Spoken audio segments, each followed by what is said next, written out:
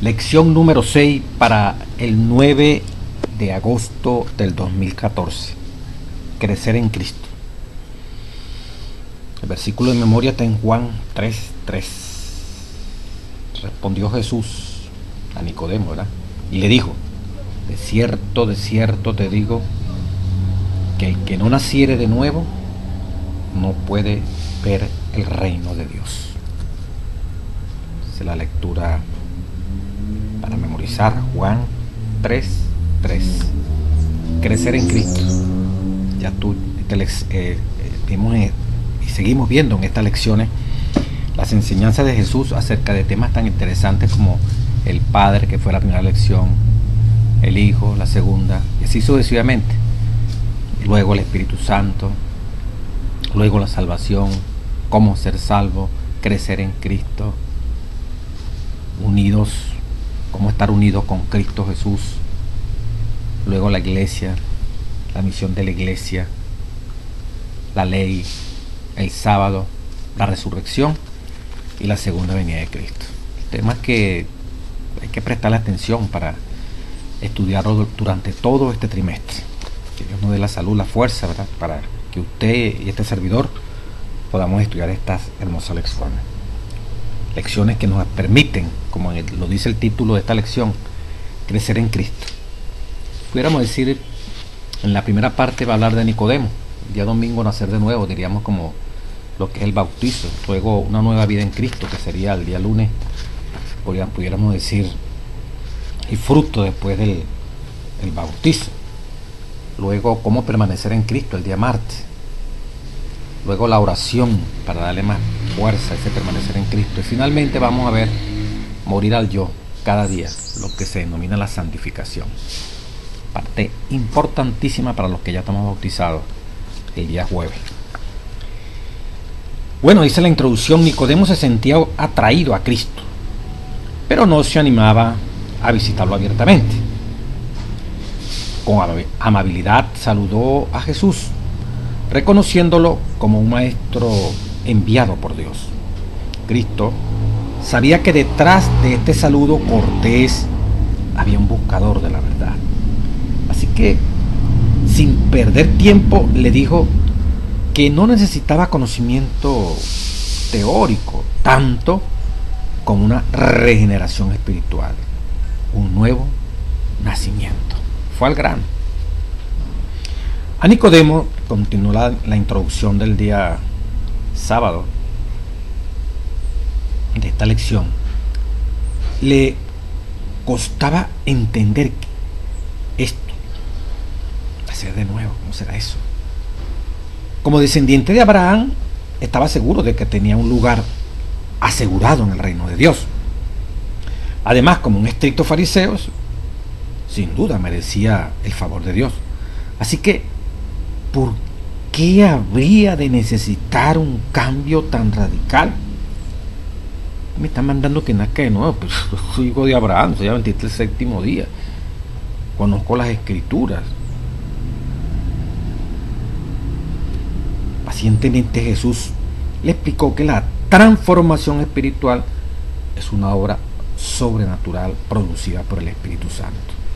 Si bien no podemos verla ni entender, como ocurre ciertamente, podemos percibir su resultado. El ejemplo del viento que vamos a estudiar el lunes. El Espíritu Santo, que es como si fuera el viento, como el efecto del viento. La llamamos conversión, ese proceso. Si bien no podemos ver esa obra del Espíritu Santo ni entender cómo ocurre, ciertamente podemos percibir sus resultados. Los resultados de esa acción del Espíritu Santo en ti y en mí la llamamos conversión, una nueva vida en Cristo Jesús. Aunque siempre debiéramos recordar cómo el Señor nos llamó y convirtió, nuestro desafío es permanecer aferrado a Cristo Jesús diariamente y con firmeza, de modo que pueda transformarnos más y más a su imagen. Termina la introducción de esta lección. Interesante, ¿verdad? Porque nosotros, como Nicodemo, pertenecemos al pueblo de Dios. Estamos seguros que estamos en la iglesia verdadera y que como tal tenemos un derecho al reino de los cielos. Pero este nacer de nuevo a un hombre que era descendiente de Abraham, judío, estricto cumplidor de los mandatos de Dios, ¿cómo está usted y cómo estoy yo en ese aspecto? Y que le dijesen que necesitaba una transformación del corazón, nacer de nuevo. Lección del día lunes, domingo 3 de agosto. Es maravilloso ver a un bebé, dice aquí, recién nacido. Nos asombra su perfección. Aunque es tan pequeño e indefenso, sabemos que crecerá y llegará a ser un adulto plenamente desarrollado, que Dios lo permita, ¿verdad? Sin embargo, no importa cuán perfecto sea el bebé, al final morirá y se perderá eternamente, a menos que nazca de nuevo. Dice la introducción, la primera parte del día domingo. Claro, no es el proceso biológico natural científico que los seres humanos admiten y conocen. Nacer, crecer, desarrollarnos y morir. Nacer una sola vez, porque somos terrícolas, somos de esta tierra, de una mujer y de un hombre. Se fusionan, la intimidad, se produce allí el proceso de gestación, la fertilización, el desarrollo de nosotros en el vientre de nuestra madre. Luego nacemos, crecemos, nos hacemos adultos y finalmente morimos. Y ya, se acabó todo. Y si fue así la historia, como la estoy narrando, lo que le espera es la muerte eterna. O sea, la muerte eterna en cuanto a que destrucción para siempre. Entonces, ¿qué más podemos hacer? Pues, viene el área espiritual, que es lo que Nicodemo no entendía, y quizás muchos de nosotros, aunque nos hemos bautizado, no entendemos la profundidad de eso. Y ese es el propósito, uno de los propósitos de la lección. Dice, lee la conversación de Jesús con Nicodemo, registrada en Juan 3, 1 al 15. ¿De qué manera explica Jesús el significado de nacer de nuevo? Pregunta aquí el folleto. Dice el folleto, como maestro en Israel, Nicodemo, sin duda, oiga esto tan interesante, sin duda, conocía las escrituras del Antiguo Testamento, que hacen referencia a la necesidad de un nuevo corazón. Pero no es nuevo, nacer de nuevo. Este señor sabía, Nicodemo, lo que es un nuevo corazón, de un nuevo corazón espiritual y a la disposición de Dios para crearlo en nosotros. Salmo 51:10. Crea en mí, oh Dios, un corazón nuevo. Ezequiel 36:20. Corazón de piedra, cámbialo por un corazón de carne. Jesús le explicó esta verdad y cómo puede ocurrir. Pero este hombre se enredó. El hecho de estar en la iglesia, el hecho de ser un cumplidor de las normas y reglas y mandatos de Dios, entre comillas, por fuerza humana, como lo cumplían los judíos, como lo cumplía Pablo. Él se consideraba que ya estaba listo para ir al cielo. Sin embargo, le faltaba algo. El diálogo registrado, dice el folleto, por Juan, terminó con las palabras de Jesús. No hay ninguna respuesta de Nicodemo. No se sabe qué respondió Nicodemo en ese diálogo al final. Posiblemente se fue a su casa, inmerso en una profunda reflexión. Silenciosamente el Espíritu Santo fue obrando en él. Y 3 años más tarde estuvo listo para ser un discípulo de Jesús sin esconderse. El hecho de que sea necesario nacer de nuevo muestra sin ninguna duda que el primer nacimiento de padre y madre es insuficiente desde el punto de vista espiritual. El nuevo nacimiento debe ser doble, del agua y del espíritu, a la luz del ministerio de Juan el Bautista, Nicodemo fácilmente comprendía que nacer de nuevo del agua se refiere al bautismo con agua. Lo que también necesitaba saber era que nacer del Espíritu es la renovación del corazón por el Espíritu Santo. Le agregaríamos todos los días, hermano. Hay semejanza entre el nacimiento físico de papá y mamá y el espiritual. Ambos marcan el comienzo de una nueva vida. Ambos son producidos por otra persona, no por nosotros mismos. Pero también hay una diferencia muy importante entre el nacimiento humano de papá y mamá y el nacimiento espiritual. Hay una diferencia muy importante entre ellos. No pudimos elegir si queríamos nacer físicamente. Usted no eligió, bueno, voy a nacer el día tal. No. Nacimos y bueno, no fue elección nuestra. Pero sí podemos elegir si queremos hacer o nacer espiritualmente. Solo nacen de nuevo los que libremente deciden permitir que el Espíritu Santo genere un nuevo ser espiritual en ellos. Dios respeta nuestra libertad y aunque está deseoso de transformarnos, no nos cambia por la fuerza. Interesante estos dos nacimientos que plantea allí la palabra, o que existen, pues.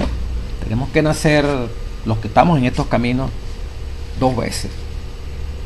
El primer nacimiento, el hecho de que estamos, la vida física que tiene todo ser humano, pero se necesita, y esta vida física nos permite vivir en esta tierra, ser ciudadanos de esta tierra.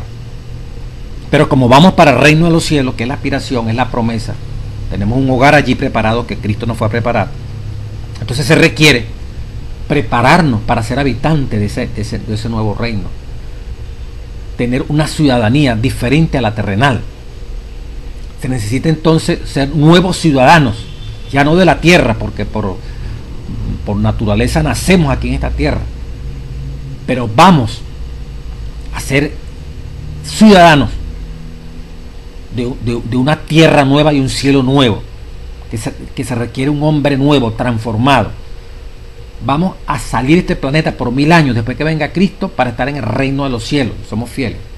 Y se requiere entonces, para ser ciudadanos de ese reino, ser hermanos de la familia celestial, así como somos hermanos aquí terrenalmente, los unos con los otros, porque nacimos en esta tierra, somos Adán y Eva, pues necesitamos nacer, tener la ciudadanía, una sola, la celestial, que nos acredite como herederos de ese reino que Dios fue a preparar para usted y para mí, y vivir para siempre en él. San Juan 1.12 dice, San Juan 1.12, mas a todos los que le recibieron, nosotros, ¿verdad?, a los que creen en su nombre, segunda condición, nosotros deberíamos ser, les dio poder de ser hechos hijos de Dios. Tenemos ese privilegio. Los cuales no son engendrados de sangre. Para ser hijo de Dios es muy diferente de ser hijo de papá y mamá, porque los hijos de Dios no son engendrados de sangre, no son engendrados de ser humano, ni de voluntad de carne, ni porque lo decidió un ser humano que usted fuera hijo de Dios. No, sino ni de voluntad de varón, sino de Dios, los cuales no son engendrados de sangre, ni de voluntad de carne, ni de voluntad de varón, sino de Dios. Somos engendrados por Dios. Entonces, confirmando, ¿verdad?, de esta forma el nuevo nacimiento que se le pedía a Nicodemo era una transformación espiritual. No lo entendía. En el legalismo de creer de que pertenecía a una iglesia, en el legalismo de creer que era el pueblo escogido, en el legalismo de creer que guardaba los mandamientos exteriormente, no comprendía la profundidad de la espiritualidad de la ley como Pablo. En el legalismo de que por estar allí militando en una iglesia lo hacía acreedor del reino de los cielos, Jesús le presenta, esto no es tanto de teoría, tú necesitas una renovación del espíritu, ser transformado por el Espíritu Santo, tienes que nacer de nuevo. Y el presto, pero ¿cómo voy a nacer de nuevo? Me voy a meter en el vientre de mi mamá, usted no entiende, y eso que tú eres maestro, le dice Jesús. Pero no entendía, pues. Tenía que ser engendrado por Dios. No estaba allí engendrado por Dios, estaba humano. Si no hubiera reconocido en Jesús el Mesías, el que se hablaba ya en Daniel 7, 12, 13, ya se hablaba del Hijo del Hombre que vendría, y los judíos entendían que ese Hijo del Hombre era el Mesías. Ahí lo tenía Nicodemo frente a frente, pero no tenía curiosidad, tenía inquietud, pero necesitaba ser renovado por el Espíritu Santo. Y esa renovación, para que comenzara a ocurrir, tenía que nacer de nuevo, de agua y de espíritu, por el bautismo y lo que él había entendido en el Antiguo Testamento del Salmo 51. Crea en mí, oh Dios, un nuevo corazón, una renovación, una transformación. Dice el día lunes 4 de agosto, continuación de esto mismo, la nueva vida en Cristo. Una vez que se le presenta a este hombre la oportunidad de nacer de nuevo, no le entiende. Tuvieron que pasar 3 años, ¿verdad?, para que este hombre pudiera comprender y entregarse. Por eso le dijo, cuando Dios se ha levantado en Juan 3:15, a muchos atraeré a mí, que uno de los primeros que atrajo fue a Nicodemo. En esa conversación, ya al final, Nicodemo no respondió nada, pero al final mostró sus riquezas, todo lo puso a la causa de Dios. Fue una gran bendición este hombre haber entrado a la causa bendita. Dice en el lunes 4 de agosto, la única manera de nacer de nuevo es por medio del Espíritu Santo. Jesús aprovechó que la palabra griega pneuma significa tanto espíritu como viento, para ilustrar el proceso de la conversión. Juan 3:8. Cuando el viento sopla, nadie puede iniciarlo, dirigirlo, ni detenerlo. Cuando el viento sopla, su gran poder está más allá del control humano. Nosotros solo podemos reaccionar ante él, ya sea resistiéndolo o usando su potencial para nuestro beneficio. De la misma forma, el Espíritu Santo está obrando constantemente en el corazón de cada ser humano, atrayéndolo hacia Cristo. Nadie tiene control sobre su gran poder salvador y transformador. Lo único que podemos hacer es resistir o rendirnos ante él. Cuando nos sometemos a su influencia convincente, produce en nosotros una nueva vida. ¿Hay alguna manera? Esa nueva vida es esa conversión, ¿verdad? ¿Hay alguna manera de saber que hemos experimentado el nuevo nacimiento? Sí, el Espíritu Santo obra invisiblemente, pero los resultados de su actividad son visibles.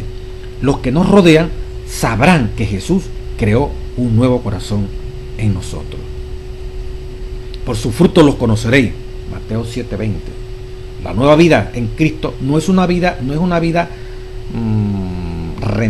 remendada o una mejora, como dicen en Hawái, con unas pocas reformas exteriores. No es una modificación o mejora de la anterior, es una transformación total que produce el Espíritu Santo. Cuando Jesús le habla así a Nicodemo, le hace ver que el Espíritu Santo lo comparó como el viento, pues. El viento sopla y usted ni se da cuenta. Pues Jesús le dice, no te maravilles en Juan 3:7, no te maravilles que te diga, o sea, es necesario nacer de nuevo. El viento, neuma en griego, puede tener dos explicaciones: espíritu, y también significa viento. Entonces, mire cómo Jesús la utilizó, como decir, el espíritu, que es lo mismo, significó la palabra neuma, también significa el viento. El viento sopla de donde quiere y oyes su sonido, mas ni sabe de dónde viene ni a dónde va. Así es todo aquel que es nacido del Espíritu. La misma palabra griega está viento, que significa espíritu. Como decir, el Espíritu sopla de donde quiere, ¿sí? Y oye su sonido, mas ni sabe de dónde viene, ni a dónde vas. Así es todo aquel que es nacido del Espíritu. O sea, el Espíritu Santo, así como el viento, usted no sabe de dónde viene, usted ni lo puede dirigir, simplemente o lo resiste o se beneficia de él, pero no lo origina, no lo controla. Así es el Espíritu Santo. Cuando Jesús le dice esto, no, este hombre prácticamente no entiende nada. Respondió Nicodemo y le dijo, ¿cómo puede hacerse esto? Respondió Jesús y le dijo, ¿eres tú maestro de Israel y no sabes esto? Versículo 10. De cierto os digo que lo que sabemos hablamos, y lo que hemos visto testificamos, y no recibís nuestro testimonio. Si os he dicho cosas terrenales y no creéis, ¿cómo creeréis si os dijere lo celestial? Nadie subió al cielo sino el que descendió del cielo, el Hijo del Hombre que está en el cielo. Y como Moisés levantó la serpiente en el desierto, así es necesario que el Hijo del Hombre, Nicodemo, sea levantado, para que todo aquel que en él cree no se pierda, mas tenga vida eterna. Tremenda, ¿verdad? Nicodemo no respondió nada, pero a los 3 años respondió, entregándose plenamente a Jesucristo. Pero vemos la comparación que le hizo Jesucristo, ¿verdad? Cómo iba a obrar el Espíritu Santo en él. Ese nacimiento nuevo era dejar que el Espíritu Santo obrara, lo transformara, lo renovara. Y repito, así obra el Espíritu Santo en nosotros. Pero la gente se da cuenta de que está obrando el Espíritu Santo, de que ese viento está haciendo un efecto, hablando simbólicamente, en nosotros. No que el Espíritu Santo es un viento, sino que en la palabra neuma, Jesús, neuma significa viento, espíritu. Pero Jesucristo está hablando del Espíritu Santo. No captamos, no sentimos a veces, o sea, de verlo, de tocarlo, pero el efecto se siente. Bien sea para no querer oír lo que Dios nos está mandando, o para aceptar con gozo lo que Dios nos está exigiendo. Y a la medida que eso se va metiendo en nuestra cabeza, ese Espíritu Santo va obrando silenciosamente, sin mucho bullo, sin mucha movimiento ni excitación. La gente ve una transformación, que es lo más importante. Ver antes de qué iglesia es usted, la gente va a ver nuestra manera de ser, nuestra manera de actuar, nuestra manera de servir. Por su fruto los conoceréis. ¿Qué nos dicen los siguientes textos acerca de lo que realiza en nosotros el nuevo nacimiento? En Tito 3:5, bueno, somos justificados y nos hace herederos. 2 Corintios 5:17, todas las cosas son hechas nuevas. En Gálatas 6:15, produce una nueva creación en nosotros.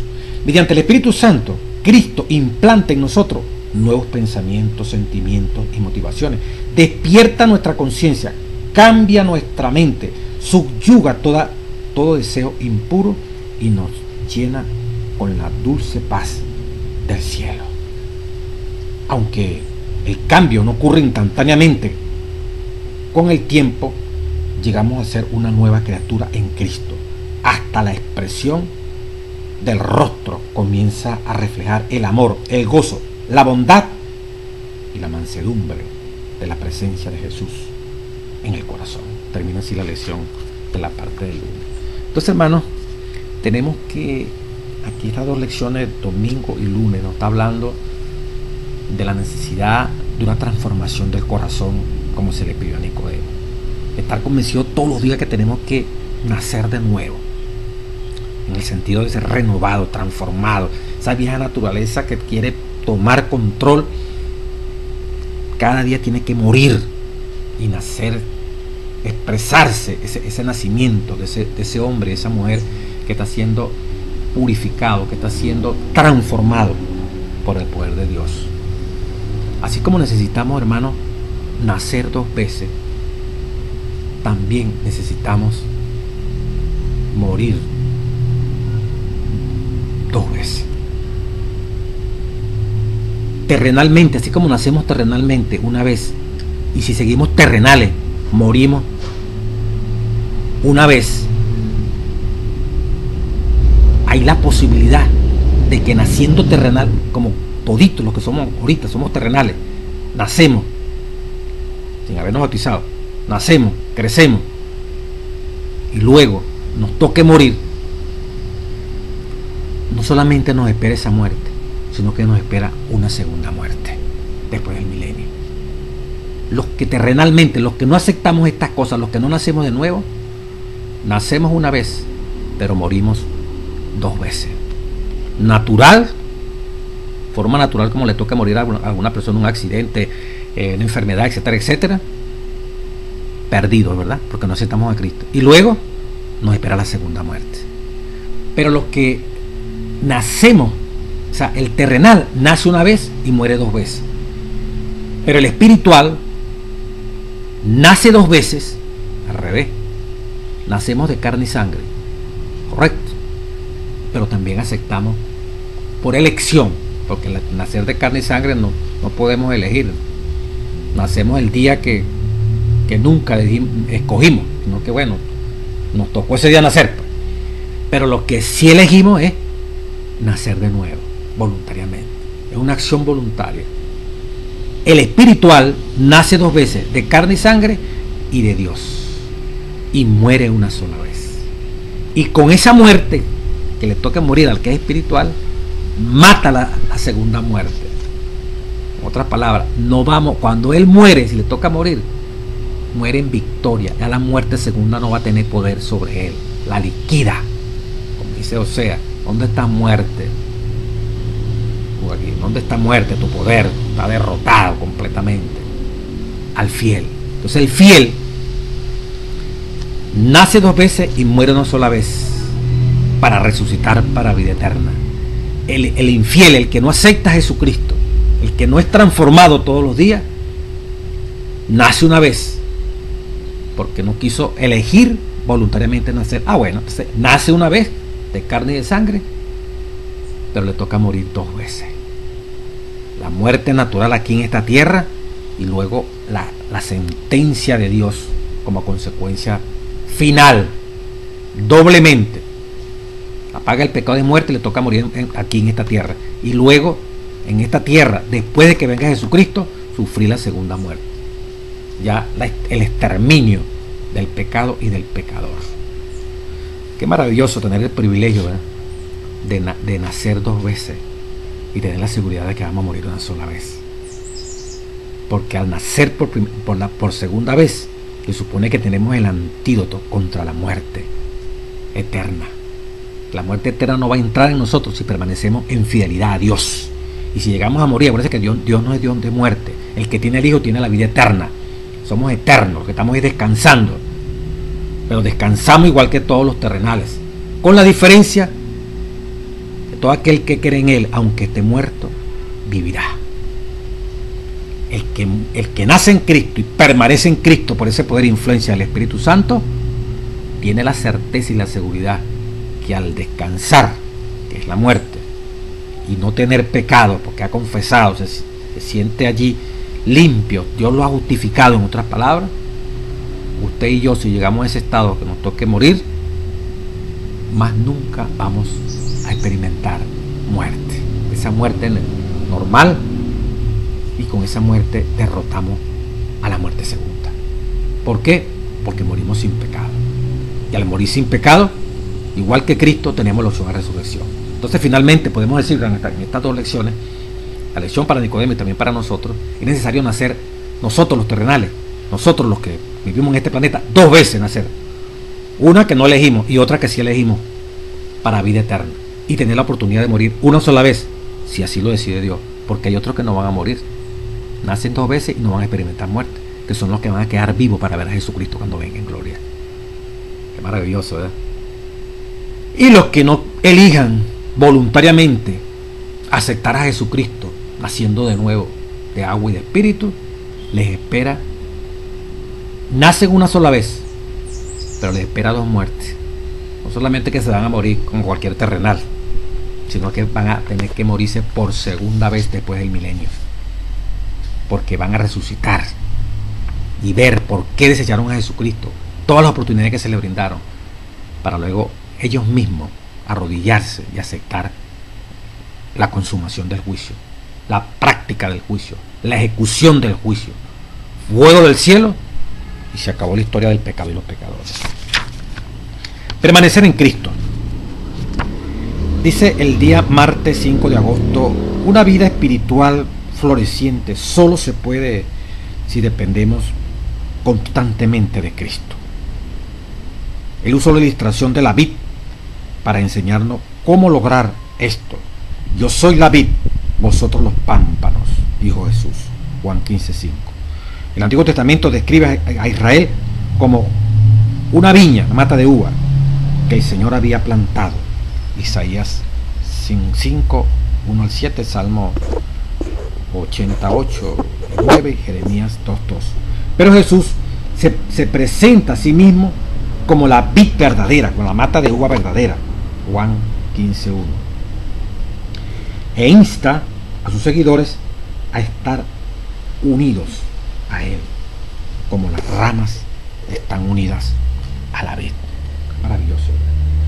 ¿Qué nos enseña estos textos acerca de permanecer continuamente en Cristo? Juan 15, 4, 10. Dice, permaneced en mí. Como la rama permanece a la vid. Dice como el pámpano permanece a la vid. Si permaneced en mí, dice Jesucristo, por eso son las enseñanzas de Jesucristo, y mis palabras permanecen en vosotros, es la condición. Si permaneced en mí, como una rama está pegada al tronco del árbol, como el pámpano está pegado a la mata de uva. Si permaneced en mí y mis palabras permanecen en vosotros, pedid todo y será hecho. Maravilloso, porque todo lo que fluye del tronco de la mata, la savia, ese tronco de la mata es Jesús. Si la rama está pegada allí, todo lo que ese tronco manda a esa rama, todo lo que esa rama necesite, el tronco se lo va a proveer. Todo lo que tiene el tronco va a ser de la rama, y todo lo que es la rama es el tronco. Todo lo que es la vid va a ser el pámpano. Todo lo que es el pámpano va a ser la vid. Ahí la permanencia, ese contacto, esa unión. Permanecer en Cristo significa buscarlo constantemente, pedirle que nos guíe, orar por su poder para obedecer su voluntad, rogarle que su amor nos llene, hermano. Una de las trampas más engañosas del enemigo es hacernos pensar que podemos vivir la vida cristiana independientemente del Señor. No obstante, Jesús dijo, en el versículo 5 de San Juan, capítulo 15, separados de mí, nada podéis hacer. O sea que hay cosas que nosotros podemos hacer sin consultar, sin pedirle a Cristo. La experiencia, la confianza tan fuerte de que todo lo podemos hacer, de que ya conocemos las cosas, nos hace tomar decisiones sin consultar a Dios, la premura, el estrés. Y de pronto entendemos que nos salió mal la cosa. De pronto estamos en una situación difícil. No oramos porque creamos que nos manejamos todas las variables. ¿Qué variables vamos a manejar?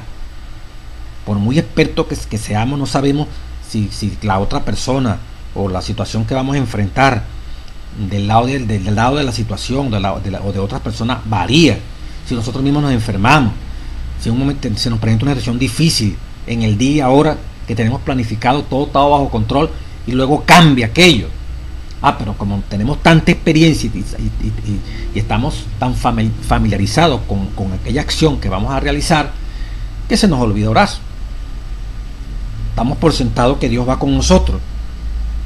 Sin mí nada podéis hacer. En el capítulo 8 del Camino a Cristo, complementando la enseñanza de Jesús para permanecer en mí y yo en vosotros, en el capítulo 8, la página 103, en una de las tantas compaginaciones que tiene el Camino a Cristo, pero es el capítulo 8, el secreto del crecimiento. Dice la página, en esta edición que tengo yo, la página 103, dice: quizás te preguntas ¿cómo permanecer en Cristo? ¿Cómo hago para permanecer en Cristo? Pues del mismo modo como lo recibiste al principio. Por eso de la manera que recibieron a Cristo Jesús como Señor, vivan ahora en Él.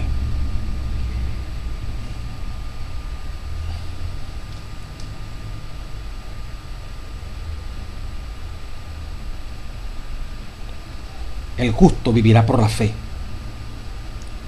Te entregaste a Dios para ser completamente suyo, para servirle y obedecerle y aceptar a Cristo como Salvador. No podrás por ti mismo expiar tus pecados o cambiar tu corazón. Pero cuando te entregaste a Dios, dice el Camino a Cristo, fue creyendo que el Señor, por causa de Cristo, hizo todo aquello por ti, por la fe. Llegaste a ser de Cristo y por la fe tienes que creer en Él, dando y recibiendo. Tienes que entregarle todo, el corazón, la voluntad, la vida, entregarle a Él para obedecerlo en todo, entregarte a Él para obedecerle en todo lo que te pida. Y tienes que recibirlo todo a Cristo. La plenitud de toda bendición para que more en tu corazón. Sea tu fuerza, tu justicia, tu eterno auxiliador y te dé poder para obedecer. Tiene un pensamiento muy famoso que dicen continuamente allí de la página 104. Conságrate a Dios. ¿Cómo permanecer? Conságrate a Dios todas las mañanas. Haz de esto tu primera tarea. Sea tu oración, dice el Camino a Cristo. Tómame, oh Señor, como enteramente tuyo. Pongo todos mis planes a tus pies. Úsame hoy en tu servicio. Mora conmigo y sea toda mi obra hecha en ti.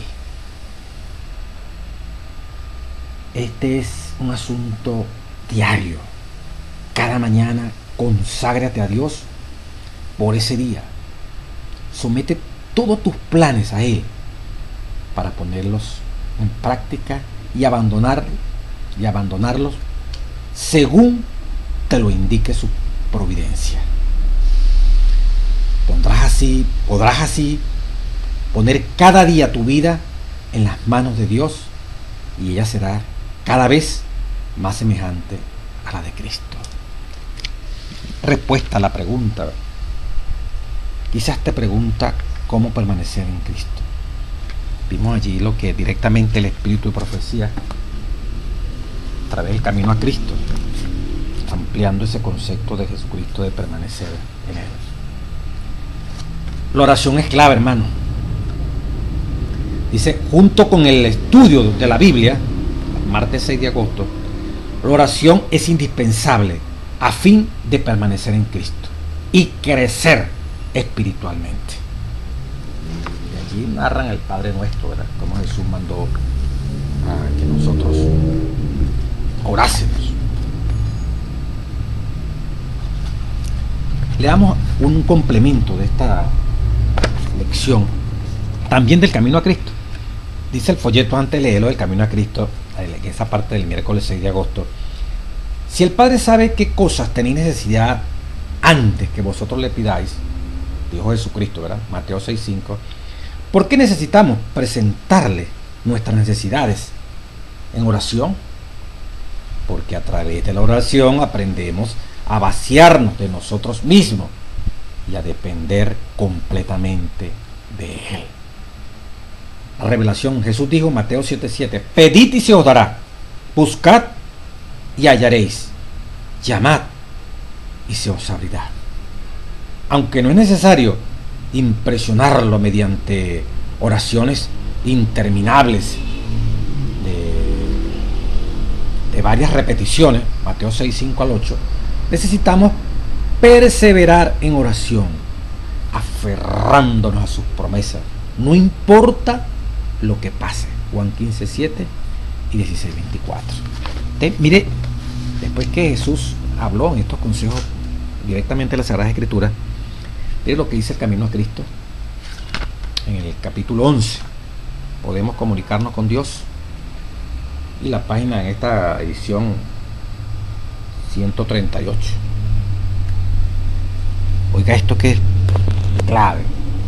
Orar es el acto de abrir nuestro corazón a Dios como a un amigo.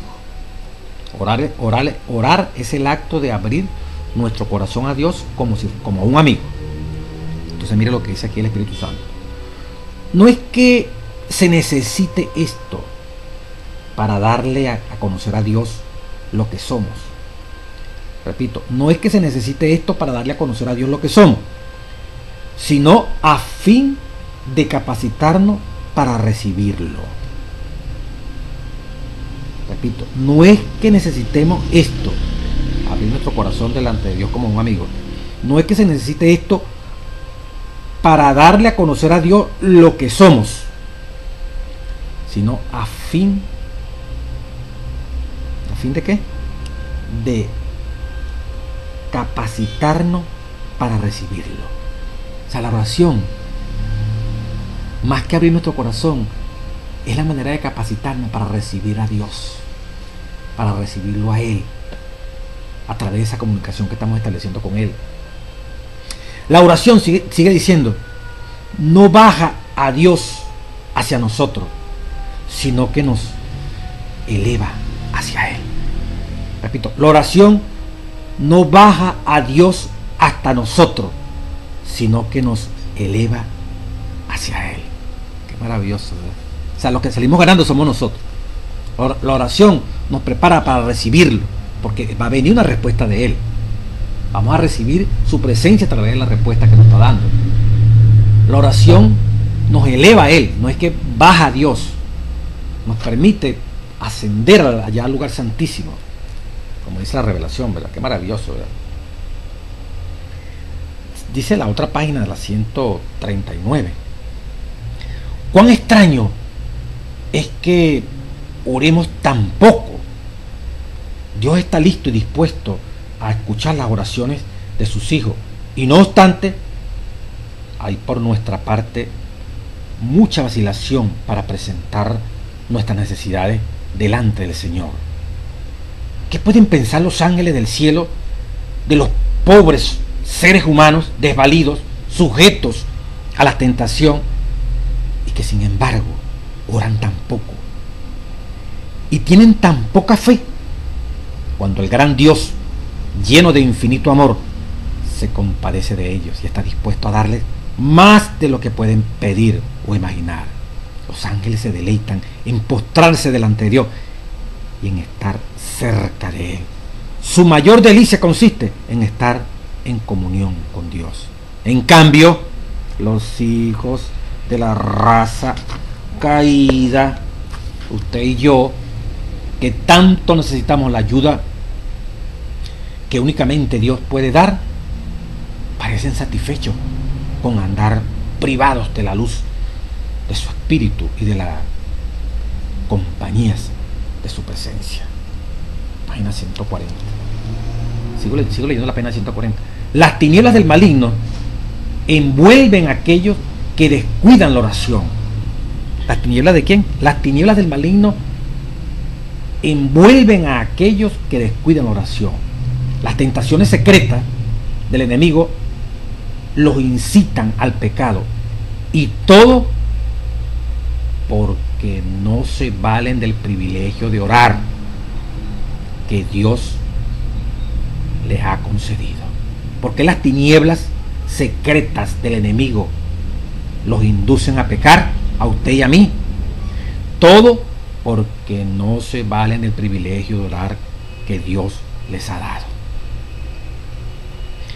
Hay ciertas condiciones de acuerdo con las cuales podemos esperar que Dios escuche y conteste nuestras oraciones. Dice el Camino a Cristo en la página 140, ¿verdad? De este capítulo 11 del mismo de Camino a Cristo.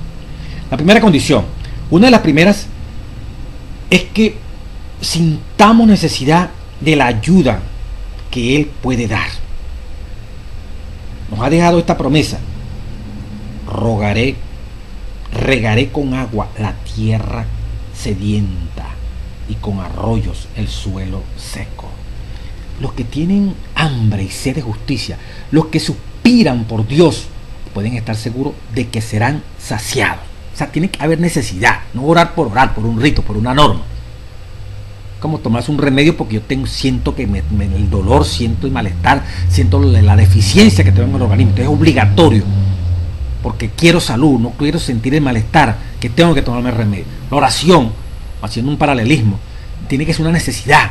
Yo necesito crecer, yo necesito tener buenos pensamientos, yo necesito vencer mis debilidades, yo necesito que Dios me guíe, yo necesito que Dios me proteja. Entonces tengo que orar, tengo que hablar con Él.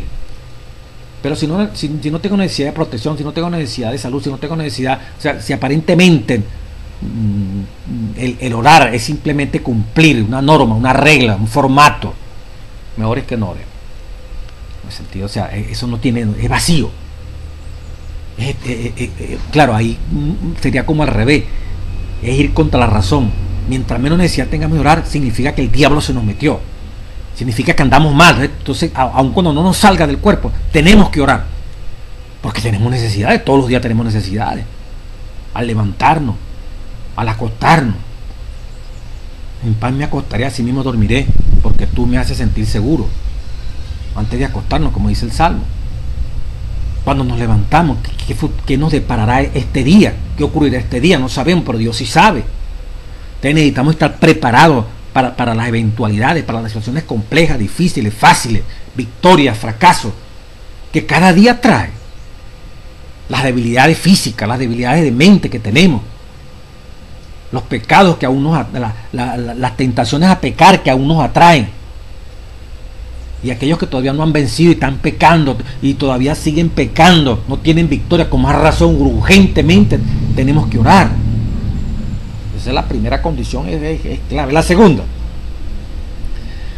si toleramos la iniquidad, violaciones a la ley, en nuestro corazón, si nos aferramos a algún pecado conocido, el Señor no nos oirá. Esa es la página 141.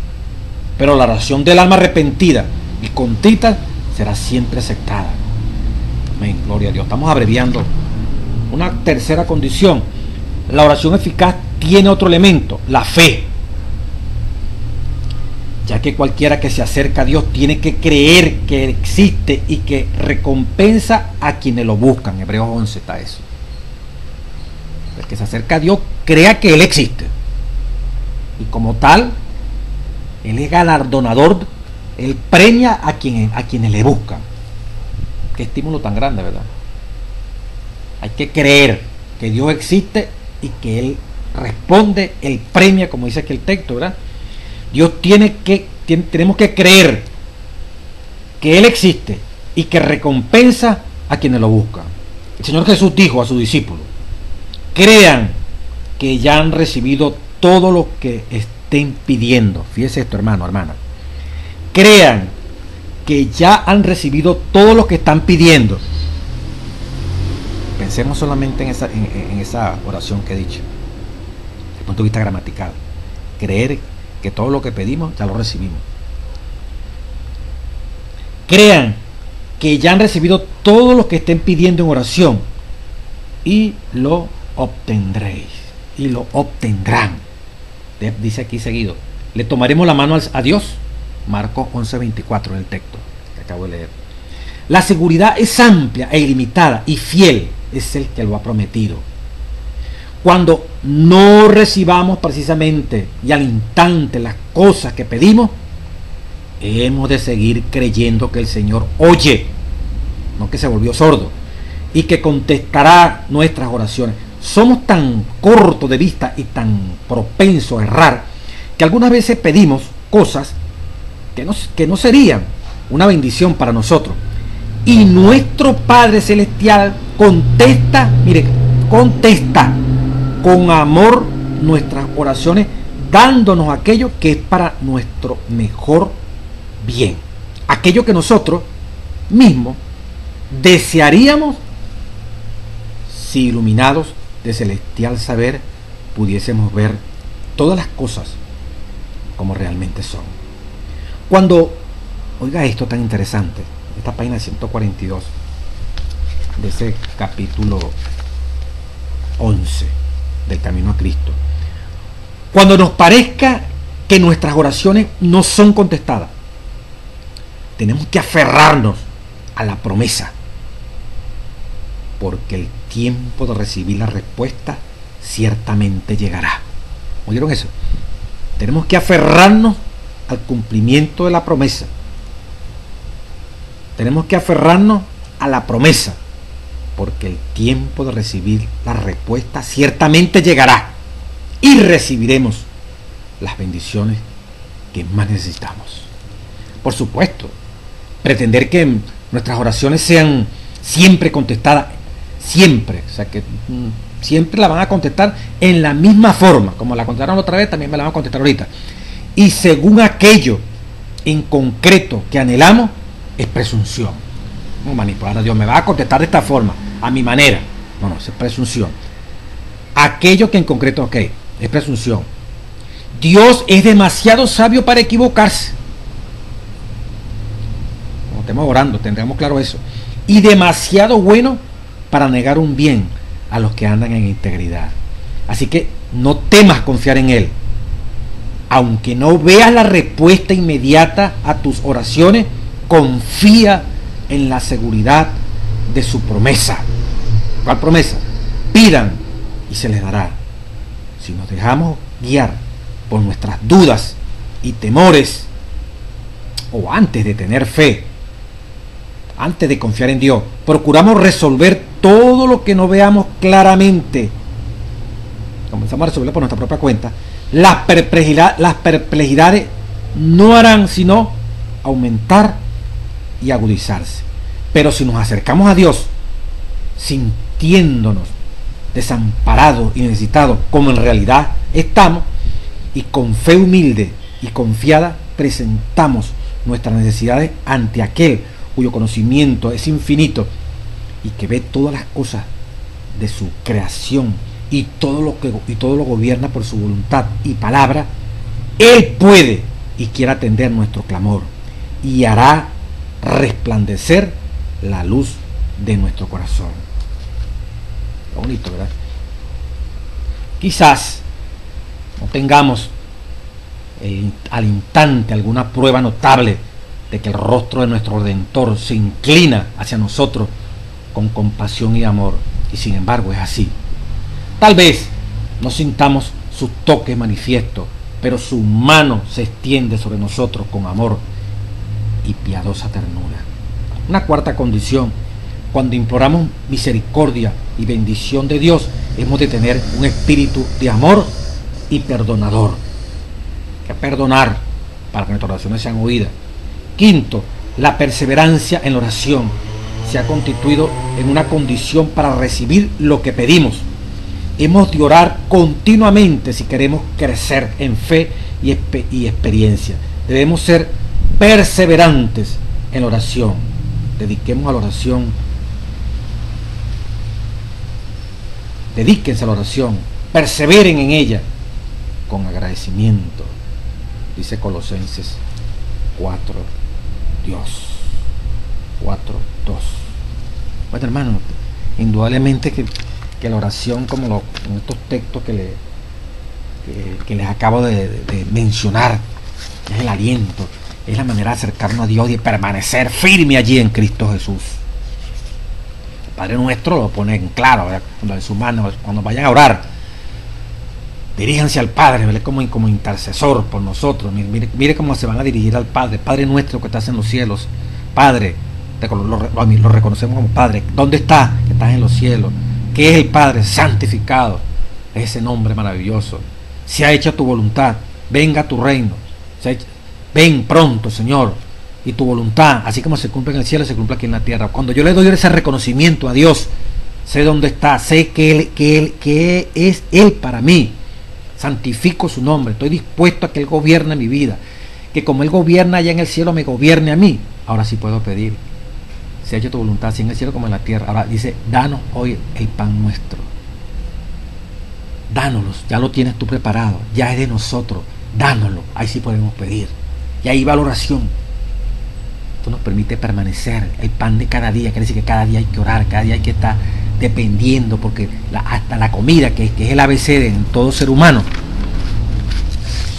no es algo que es un derecho, pues, es algo que tiene Dios para darlo, y hay que reclamarlo, como una bendición que viene del cielo.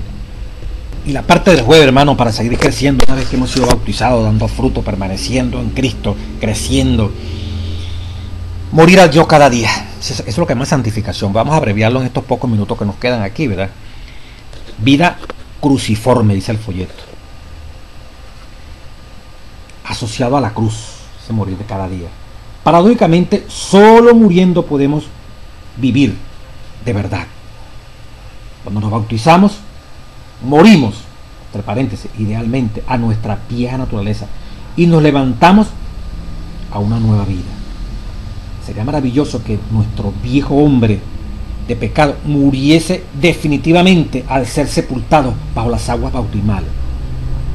Tarde o temprano, sin embargo, todos descubrimos que nuestros hábitos y tendencias originales todavía están vivos y luchan por recuperar el control de nuestra vida. Después de nuestro bautismo, es necesario hacer morir la vieja naturaleza vez tras vez. Por eso Jesús asoció la vida cristiana con una cruz. Porque decía Pablo, cada día muero. 1 Corintios 15:31. Os ruego, hermanos, por la gloria de vosotros, que de vosotros tengo en nuestro Señor Jesucristo, que cada día muero. 1 Corintios 15:31. Palabra de nuestro Dios. Y sigue diciendo la lección. ¿Qué significa Lucas 9:23 y 24? Jesús dijo, si alguno quiere venir en pos de mí, 1, niéguese a sí mismo. 2, tome su cruz cada día. Y 3, sígame. Muchos piensan que la cruz que tienen que llevar es una enfermedad seria, circunstancias desfavorables en la vida o una discapacidad permanente. Aunque cualquiera de estos problemas, sin duda, es una carga muy pesada, el significado de las palabras de Jesús va más allá. Llevar nuestra cruz significa negarnos a nosotros mismos diariamente, no de vez en cuando, sino cada día, no solo una parte de nuestro ser, sino todo. Algunos decían, llevar la cruz es predicar el evangelio. Estaba por allá en Caracas, había un concepto de alguien que fue a decir en una iglesia. Qué absurdo, ¿verdad? La vida cristiana es una vida cruciforme.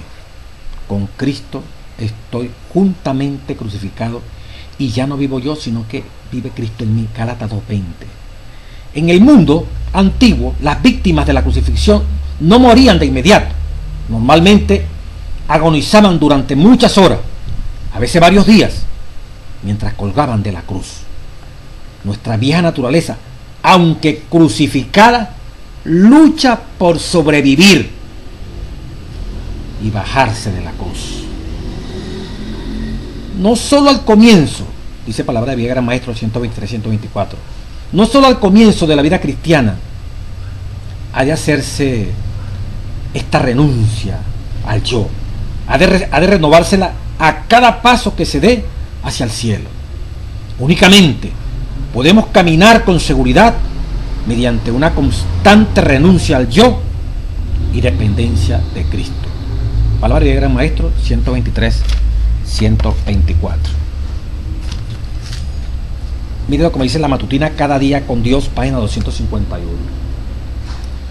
Nuestra reunión matinal, dice Elena White, se celebró en la carpa. Volví a hablar una media hora con respecto a la santificación genuina, que no es más que la santificación, que no es nada menos que una muerte diaria al yo. Que la santificación, una muerte diaria al yo y una diaria conformidad con la voluntad de Dios. 251 matutina cada día para Dios. La santificación, Hechos de los Apóstoles 4:4-7. La santificación no es obra de un momento, una hora o un día, sino de toda la vida. No se la consigue por medio de un feliz arranque de los sentimientos, sino que es el resultado de morir constantemente al pecado y vivir cada día para Cristo. Sigue diciendo en Hechos de los Apóstoles 4:4-7. La verdadera santificación es consecuencia del desarrollo del principio del amor. Dios es amor, y el que vive en amor vive en Dios y Dios en él. Mira Juan 4:16. La vida de aquel cuyo corazón habita Cristo revelará una piedad práctica. El carácter será purificado, elevado y ennoblecido. ¿Cómo era la santificación de Pablo? Matutina cada día con Dios. La santificación de Pablo era un conflicto continuo con el yo. Él dijo, cada día muero. Mire Corintios 15:31. ¿Cómo era la santificación de Pablo? Era un conflicto cotidiano con el yo. Cada día muero. 1 Corintios 15:31. ¿Qué es lo que moría? Su voluntad y su deseo contendía, peleaban todos los días con su deber y la voluntad de Dios. Conflicto, lo que el cuerpo pedía y lo que Dios pedía. Él lo sentía, no era Cristo, él lo sentía. No, que no se siente nada. Usted simplemente crea, Dios no va más nada, usted no tiene que hacer ningún esfuerzo. Cuando ruge esa naturaleza caída en tu vida y en mi vida, como aquí Pablo, cuando ese conflicto, ¿verdad?, su voluntad y sus deseos contendían, cuando nuestra voluntad y nuestro deseo contiende, pelean todos los días con el deber y la voluntad de Dios, por más desagradables y crucificadoras que fueran para su naturaleza. Esa era la santificación de Pablo. La santificación de Pablo era un conflicto continuo con el yo. 1 Corintios 15:31. Su voluntad y su deseo contendían todos los días con sus deberes y la voluntad de Dios, por más desagradables y crucificadoras que fueran por naturaleza. Ese Hechos de los Apóstoles, página 447. La santificación de Pablo era un conflicto cotidiano con el yo. Dijo, cada día muero. Mire Corintios 15:31. Es tremendo esto, ¿verdad? ¿Qué era lo que en el proceso de santificación Pablo crucificaba todos los días? ¿Y cómo lo crucificaba? Página 358, Ministerio de Curación. La vida del apóstol Pablo fue un constante conflicto consigo mismo. Dijo, cada día muero. Su voluntad y sus deseos estaban en conflicto diario con su deber y con la voluntad de Dios. En vez de seguir su inclinación, dice el Ministerio de Corazón, página 358, hizo la voluntad de Dios, por mucho que tuviera que crucificar su naturaleza. Bueno, hermano, este es el crecer todos los días. Este es para mantenerse uno firme en Dios todos los días.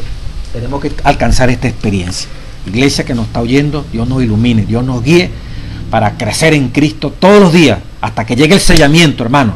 Y Dios nos selle. Cuando seamos sellados, que va a ser muy pronto, está a punto de ocurrir el sellamiento, el derramamiento del Espíritu Santo para entrar en el proceso que se denomina tiempo de angustia previo. Cuando seamos sellados, ya nuestro carácter va a estar sin mancha, no vamos a pecar más, ya estamos listos, somos los 144,000 y nos espera en la eternidad. Dios bendiga a su iglesia.